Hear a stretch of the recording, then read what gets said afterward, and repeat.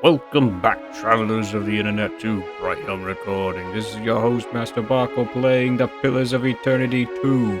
And last we left off, we went to the Water Shapers Guild and wrecked some shit up. Oh crap, where was it? From the wreckage? No, it was our main quest. Maybe it was this, the Shadow under Nekataka. There we go. And Queen Onekaza was a bit upset with the way we handled it, taking care of the dragon, essentially, and not really the Juana people.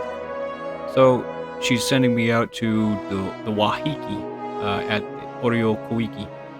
It's a very protected island of dense jungle, and I gotta talk to them and tell them over crumbling mountains and across blighted seas, and apparently that'll make them trust me enough to help out the Juana people. Apparently they're very, very strong people that are very suspicious and will probably attack me on sight, but maybe I can talk them down, especially if I bring along, what's his name? Takehu. But first, Alof needs a bit of a rest. He's had a bit of a rough day behind him. We're gonna go do that, and then head off. What can I do for you? Hey, fish boy. What'd I tell you last time? You're not allowed in here. Uh-oh. Takara, have we met? Takehu frowns, worrying one of his hairs. Oh, have you forgotten our little altercation so soon? How convenient for you. He levels Takehu with a steely glare and begins to count off the man's indiscretions on his fingers. Last you were here, you got drunk as a hagfish in a barrel of mead. Takara, as if this pit could afford good honey wine. Takehu furrows his brow. Oh, goodness. Then, when I refused to serve you any longer, you stole a bottle of my finest wine from behind the bar. Uh-oh. Takara, how could I let you poison your clients? Ngati is not deigned to bless a drop of what passes through here. Goodness. You drank it all, then clambered onto the stage, pushed the dancer off, and serenaded the crowd with a sloppy rendition of my Wahaki. Uh-huh. Clamber? These legs do not clamber. Takehu grits his teeth and points to his thighs. Apologize. I just say Then, nothing. when I shoved you out the door and told you not to come back, you tried to kiss me. Oh, God. Though he looks as if he's about to protest, Takehu thinks twice and holds his silence. Frankly, I'm surprised someone hasn't killed you yet. Jintel plants his hands on his hips and does his best to loom over the large Amalwa man, though the effect is less than impressive. This one's on you, Takehu. Takara, punish me appropriately if I misbehave. I'll hold you to that, you slippery bastard. Jintel turns away with a huff, a faint blush coloring the tips of his ears. I feel like there's a bit more history there. See anything you like? You let me know. I just want a room. That's all.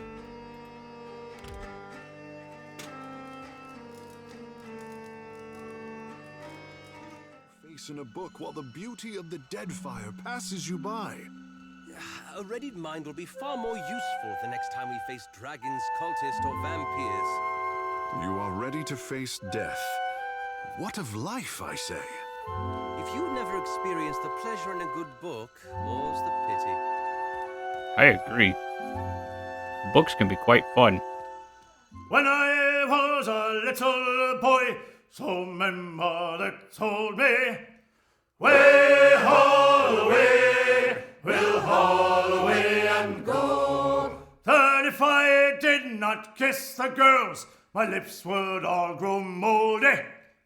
Way, haul away, we'll haul away and go. To me, way, haul away, the good ship now is rolling. You encounter another ship at sea? Where?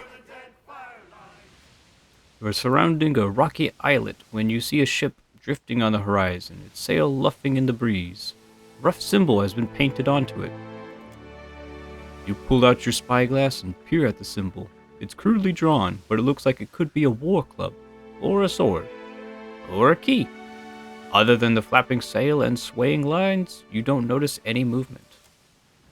But you do spot one body slumped against the gunwale and another splayed over the wheel, and an arrow buried in the mast. Aloth appears at your side and looks as well. That symbol! It looks like a variant of the leaden keys insignia. Aloth lowers the spyglass. Let's investigate then. My thoughts precisely, Aloth says.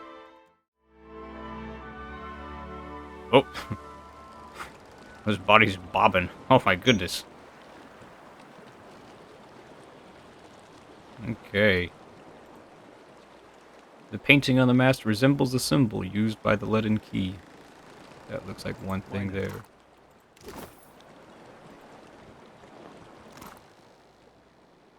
Carefully loot everything else first. Alrighty.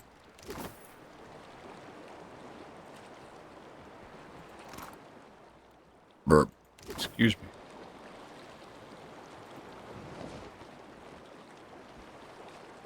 A fragment of essence quivers near a corpse. Most of the soul seems to have departed already, but this fretting, fluttering piece remains. It throbs with panic. Even standing this close to it raises your pulse. So read that soul fragment. As you let it wash over you, terror thins your blood. Your heartbeat becomes the galloping of hooves. You fight to keep yourself from vomiting with fear, if only to avoid the noise. This was supposed to be a quick trade run, up to Nekataka and out in a few days.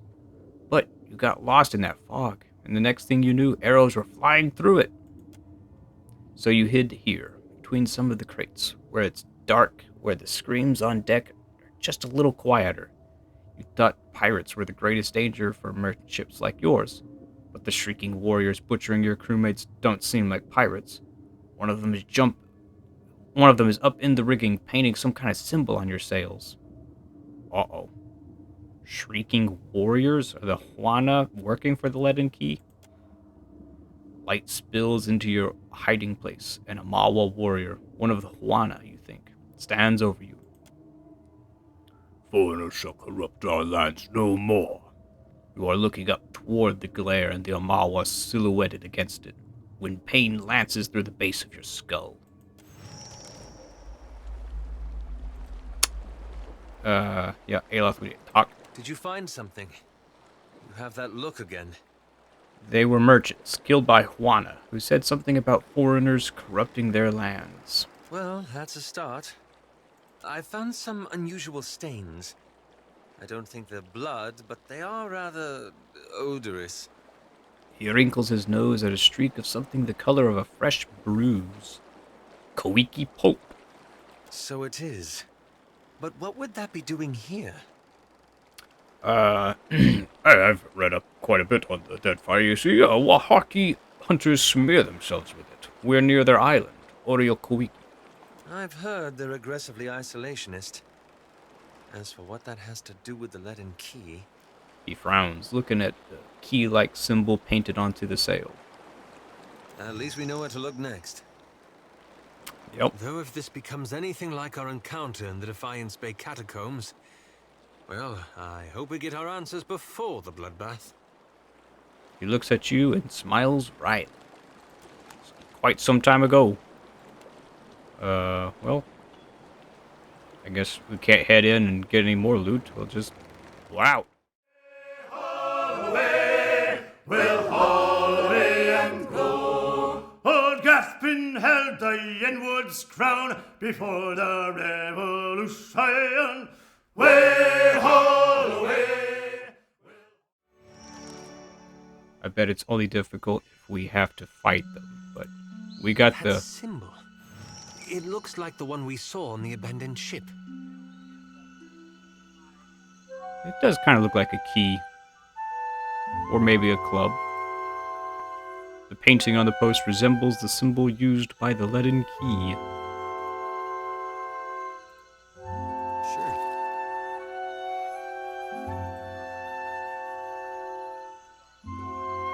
Should probably not touch their stuff just yet. A young woman steps up to the edge of the cliff and peers down, wearing an amused grin. She fingers the curve of a long hunting bow. You keep turning up like a chipped Azada. She nods toward Takehu. Something keeps drawing me back to Oreo Koiki, I say. Takehu winks up at her. Don't let Awata hear you say that. She returns her focus to you with a frown. You went into the jungle for animal hides, I say, and found yourself in an empty clearing. I did not. Akira, the clearing was empty, I say. You asked no questions. She scowls down at you.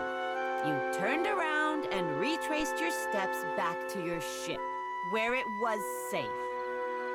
She picks up her hunting bow and knocks an arrow, pointing it in your direction. I probably should say the thing. Look, I just want to talk. Can we talk? Not if you cannot listen. With a sigh, she points the arrow to the ground. If you came to blunt my teeth with chatter, try to keep it short. I bring an offer of alliance from Queen Onekaza II. Her bearing abruptly straightens as she regards you anew, taking you in from head to toe. We remember the old compact with the Nekataka Queen. Do you have her treaty words? Over crumbling mountains, across blighted seas. Akira, the Queen must be desperate to send you, I say. Rasare will be expecting you inside. She gestures for one of the cliffside guards to lower the lift. Seeing as you've earned your way up from nuisance to guest, find me if you feel like trading. Kepeha folds her arms and strolls away from the cliffside. That's convenient, I suppose. With the help of an elaborate pulley mechanism, this lift can be raised to the level of the plateau. The creaking of wood and straining of rope accompany the lift's upward journey.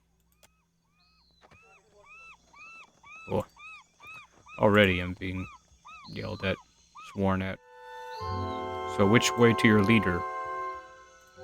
No one really pointed me the right direction.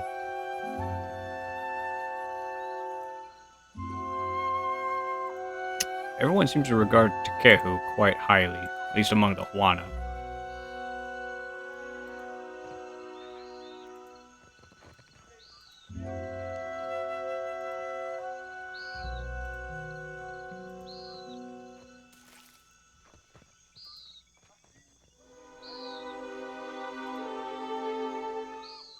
Is anything going on here? There we go. A round-bellied man stands at ease before a cluster of hardened fighters, their fists balled and brows furrowed.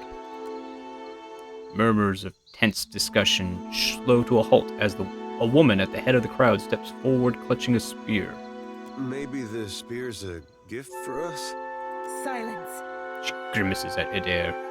The outsider must leave. Oreo Koiki will not be parceled off and bought with foreign lies.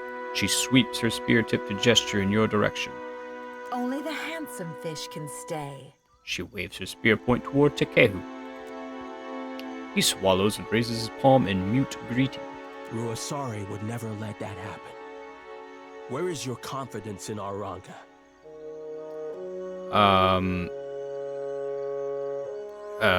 I take it there's a problem?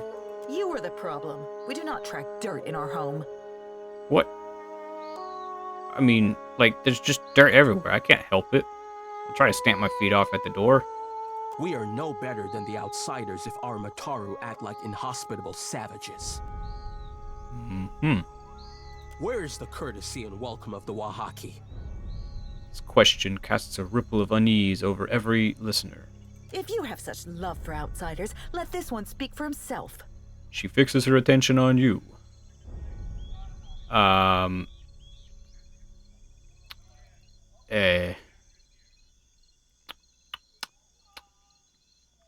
Give me a chance to prove myself worthy of your hospitality.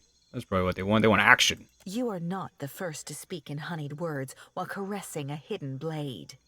I think it's pretty much out in the open. If the outsider turns on us, I say I will drag you through Tangaloa's maw with me. She curls her upper lip at Aparo. For all our sakes, may I be proven wrong. Nodding to the assembled fighters, she signals them to disperse.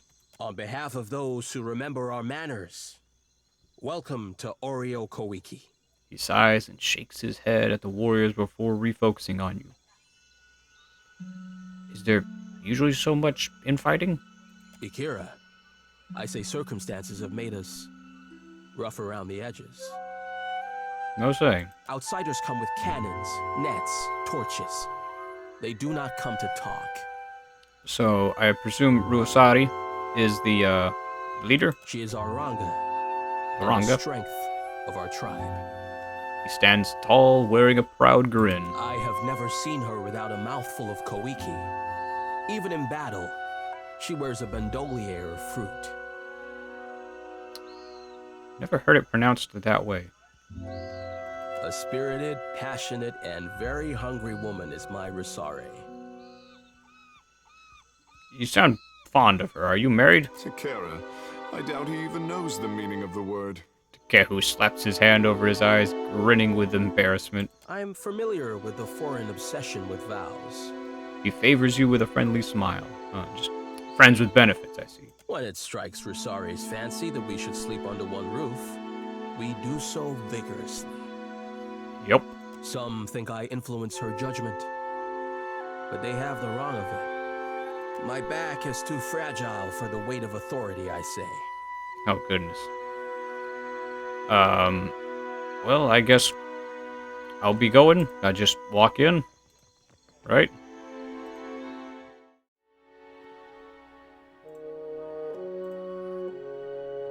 Oh, goodness. They got branching paths. I'll just keep it straight. Just keep straight line. Probably that's the way to the throne, right? And I was right. The broad-shouldered woman on the throne lifts her gaze to meet yours. White face paint adds a grim aspect to her stoic demeanor. Smoldering braziers fill the air with oppressive heat, but she sits at ease. Her face paint. You don't suppose... Not right now. Rusar turns her gaze to Aloth, who quickly falls silent. She returns her focus to you. I am the Ranga of this tribe, and will not hesitate to send your soul through Tangaloa's maw if you threaten my people. She steeples her fingers and watches your every move. Pleasure to make your acquaintance, Ranga. The chosen of Ngati is a welcome sight, I say. She turns her attention toward Tekehu with a pause of recognition. Tekehu rocks back on his heels, nodding to himself. Akara, my thanks to you, dear Ranga, though I bring you no omens this day. Tekehu inclines his head and touches a spot in his brow with 2 fingers. You have the gift of our hospitality during this audience. Do not abuse it. The studious-looking man to the Ranga's side scrutinizes you. He's the lead-and-key guy. That's just my bet. But will our hospitality be returned? The trembling mystic consults a plumful of runes. The Ranga silences him with a look. I don't know, he may also be one. It's going to be someone who's intelligent, right? They're the influence of the leaden key. Sitting forward in her seat, she opens her fist to reveal a plump koiki fruit. She takes a deep and thoughtful bite. Tekehu, I say we have troubles enough without my people fighting over you. Akara, just so. I will keep my hands to myself this time. Goodness gracious. She nods, turning her focus back to you. The Queen sent you to remind us we are vassals. Is that all? Well, she wants an alliance, too. Queen Onekaza II proposes an alliance with the Wahaki. Queen, I am thinking you are very free with this meaningless outsider word. I mean, she claims to be king, or queen. Foreigners hold the islands upside down, shaking them to loosen their riches. Onekaza gives them comfort. Akira, these are not the actions of a queen. You expect her to make a stand against Rawatai and the Valian Republics alone? The Ranga sets an example for the realm, and never falters. Never. You think the Queen is cunning, but she is on the brink of losing her power. You're falling for the same trap that the foreigners are, assuming that she's weak on the basis of appearances. Ruasar opens her mouth to speak out against you, but stops herself. The Kahanka Queen shows her belly so that the enemy will overlook her claws. She nods to herself. This is a worthy tactic. Valia and Rawatai are foolish enough to fall for it. Mm-hmm. Before I agree to Onekaza's terms, I must deal with a pest of my own. Not as large as the trading companies, but nearly as vicious. You are knowing that the purchase of foreign slaves is allowed in the Deadfire? A shadow falls over Ruasar's eyes as she lowers her brow. Foreign slaves? Because I've seen the Crookspur, and as far as I understand, they just enslave whoever and whatever, and they always attack me. So I just kill them along the way, I suppose. But why only foreign? Trading in Huana is a crime that even Onekaza could not ignore. Ruasar snorts, flaring her nostrils. To buy and sell kith is the work of monsters. I agree. Aye, lass. Few bilge suckers more monstrous than slave trading bilge suckers. The Crookspur. He cracks his knuckles, ears slightly lowered. She furrows her brow at Seraphin, deciding whether to recognize the sentiment. In the end, she merely nods and returns her focus to you. These slavers hunt the waters around Oreo Kuiki. Like cowards, they shy away from the deeper jungle. In spite of Ruasar's hearty guffaw, not a trace of humor reaches her eyes. They steal my people from their fishing boats and sell them like pigs at auction. Where is Onekaza to stop them? Ruasar opens her arms and searches left and right. Someone must teach them the meaning of Wahaki vengeance, I say. I'll hunt these slavers like swine. We will get along well, I say. Ruasar grins wide enough to show all of her teeth. Our enterprising foes clump together in a small fortress on the tip of Crookspur Island, northwest of Nekataka. It's a bit of a dangerous spot. Killing Kellic brain, maggot munching, slave-selling cog suckers be round about our favourite employment, madam. The Orlan grins, tongue running the top row of his crooked teeth as his fingers brush the grip of his weapon. Keep your trunk locked behind your teeth, hairy one. What a sentence. She eases back from Seraphin. My love, Aparo, lost his sister to these creatures. Akira, more of us will vanish if we do not cut out the heart of Crookspur. Tangara, call off the warriors. I grant our guest the freedom of the jungle. Wow. As you say, Ranga. Tangara makes a discreet hand gesture toward the entryway, and a figure in the shadows scurries off. If you would come and go on Oreo Kuiki, prove yourself a friend of the Wahaki. She bites deeply into the Kuiki and swallows it down without chewing. Well, now that your audience is gone, why does someone have a rusted construct? Do you recognize the name Theos or the leaden key? I know only that they clang and clash like foreign names. She frowns, yet something in her soul sparks like kindling held to a flame. There is an ancient presence there with its own memory. You reach into her soul, chasing that spark of recognition. You feel hundreds of births and deaths within her, forming and disappearing like bubbles in boiling water. You sift past them all, focusing your overwhelmed senses on the memory of a strange foreign man. When at last you seize it, you find yourself in the very same throne room, but the condition of the place and the memory of your host suggest that it is many, many hundreds of years ago, if not more. You are seated on the dais. A man is brought before you dressed in stifling black robes. He reminds you of a corpse dressed for a funeral. He reminds you of something else, too, but one of your attendants leans in and interrupts the thought before you can follow it. She tells you that this is the man you asked to see, and that his people have been harassing yours. He calls himself Theos Ix Arcanon.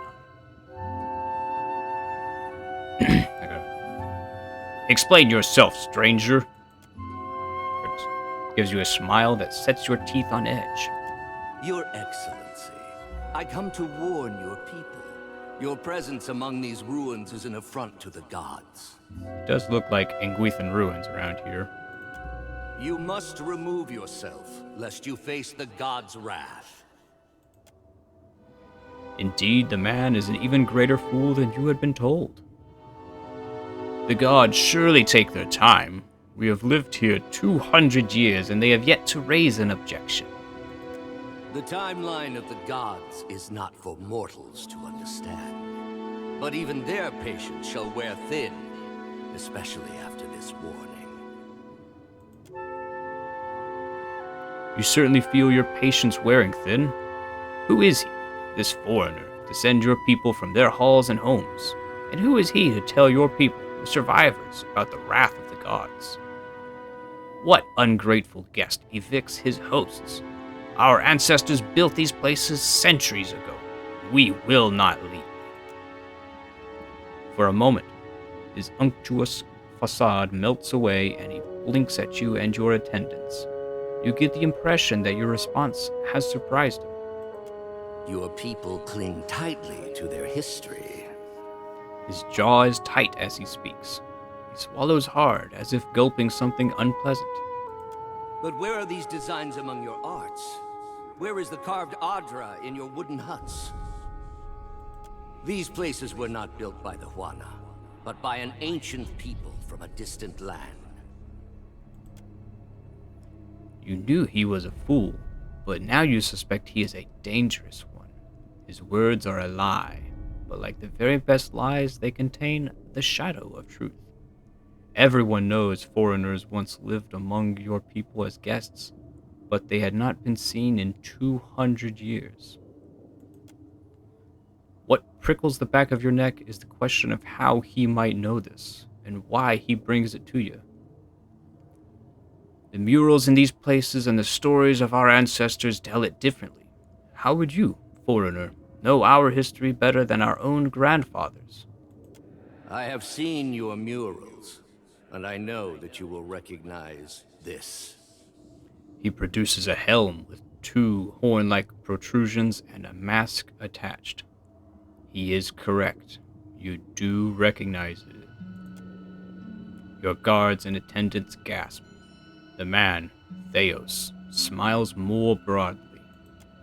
It was my people who built these places, and now I come before you bearing their warning. At least that much is true. You turn to your guards. Seize him! Just as a look of surprise appears on Theos' face, the ancient Ranga's memory skips ahead. We're looking at Theos once more. This time, however, he and a score of robed men and women are bound amidst a heap of peat and wood.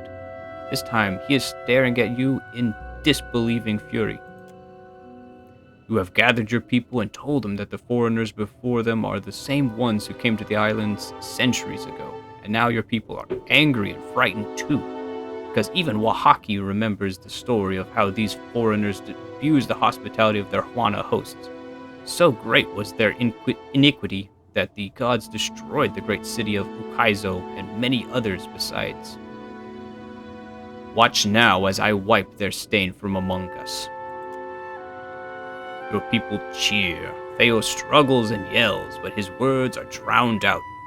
Let us never forget that this foreigner is a trickster and his people a plague.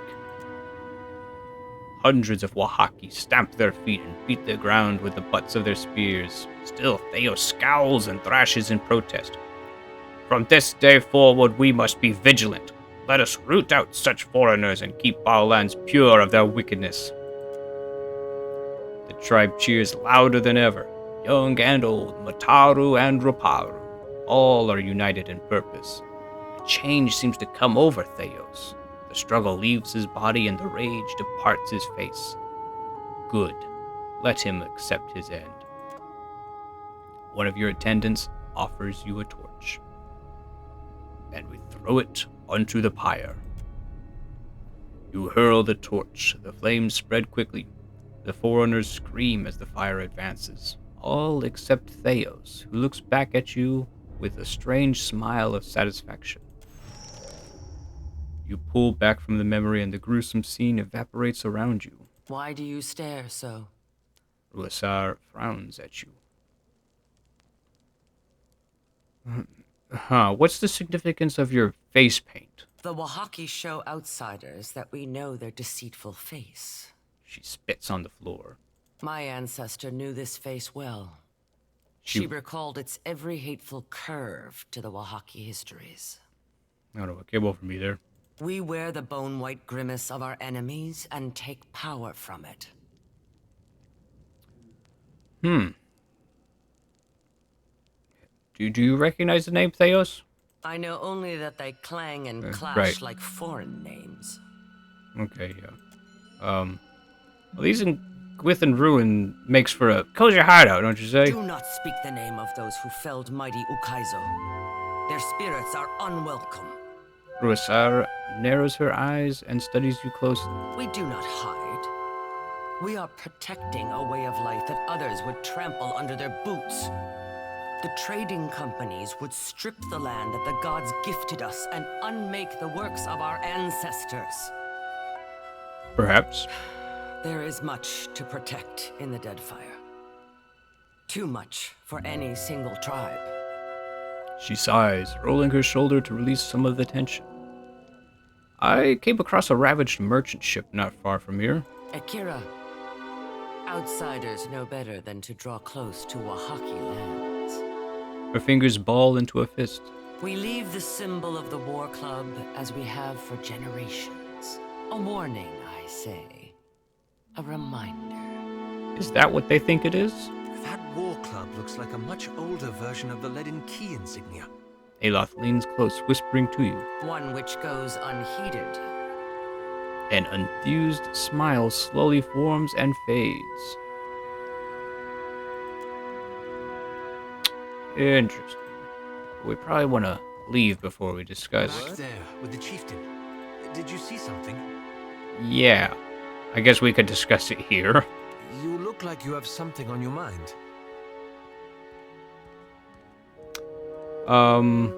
He tilts his head, listening patiently. I've read an ancient memory in Ruasar's soul and found a link to the leaden key. You tell Aloth about the past life you glimpsed in Ruasar's soul, about her long ago meeting with Theos, his warning about the ruins, her decision to execute him, and her mandate to the Wahaki to defend their territory from outsiders. That's like what he told the Glanfathans. I bet he didn't expect they'd kill him for it. Would have loved to see the look on his face. It is pretty similar to that. Then the Wahaki are the painted masks. They've been serving the leaden key's interests for 2,000 years without even knowing it. Aloth blinks, working through the implications. Though not, it seems, in the way Theos intended. He frowns, rubbing his chin. People doing the wrong thing for the wrong reasons for thousands of years without even realizing it. Doesn't get more leaden key than that. What are you thinking, Aloth? Belief is a curious thing. He crosses his arms, settling back on the balls of his feet. Once, the Wahaki believed they were guarding themselves against the Ingwithans, Theos' people. Yep. Yet over time, they became hostile toward all outsiders. A thoughtful furrow splits his brow. It's almost kind of like they are protecting their homes, honestly. What of it? It's not just that the Wahaki misread Theos' original message. It fundamentally changed them. He purses his lips. They went from being a large and well-connected tribe to a much smaller one defined by isolationism. Worry burrows into the shadows and creases of his face. And this has got you thinking about the consequences of your intervention. You see all the ninnying I suffer from this lad? Right sure 'tis rattle around in his noggin. You know me too well. His wry grin doesn't quite banish his air of melancholy. I've been chasing the leaden key, trying to undo the harm they've caused. But what if I'm only making matters worse?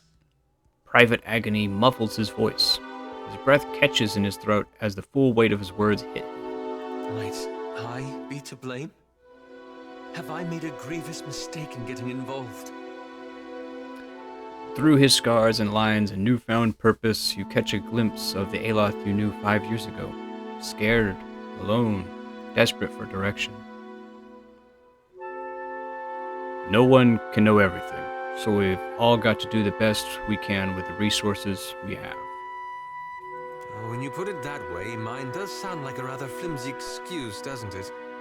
Perhaps it was naive to think I could dismantle a 2,000-year-old organization in a single lifetime. But it's worth it to try. A little smile brightens his features. Glad you recovered your sense of purpose. The strange thing is, this whole ordeal has given me some sympathy for Theos. Not that I condone his actions, of course. He quickly clears his throat. He's had multiple lives. But I can't imagine he thought he'd destroy an entire generation either. Well, not in the beginning, anyway. He clasps his hands and presses his lips together, trying to formulate a thought. When he opens his mouth again, he speaks as if he's choosing his words carefully. What I mean to say is, he thought he was doing the right thing.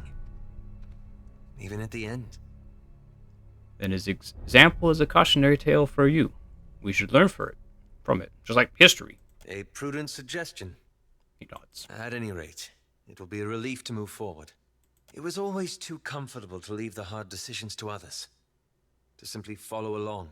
He cocks his head in reflection and inclines it toward you. I only wonder now what sort of decision you'll have to make when we finally confront Aethys. We'll find out when we reach him, I guess. No point in guessing now. A reasonable point. Anyway, thank you. This has lifted a great burden from my shoulders. Then let's get going. But maybe do a little snooping around first. Patrol, I say! Accursed rust bucket! Okay. I guess he's learning how constructs work. What we got over here, huh? So they do have scrolls and papers here, so they do keep history. That's a good thing.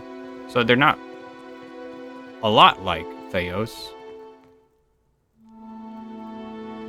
I feel like they're more just protecting their lands and their history and them preserving themselves, I guess. I don't know if they truly act like the Leaden Key. I think they do it more as a mocking gesture.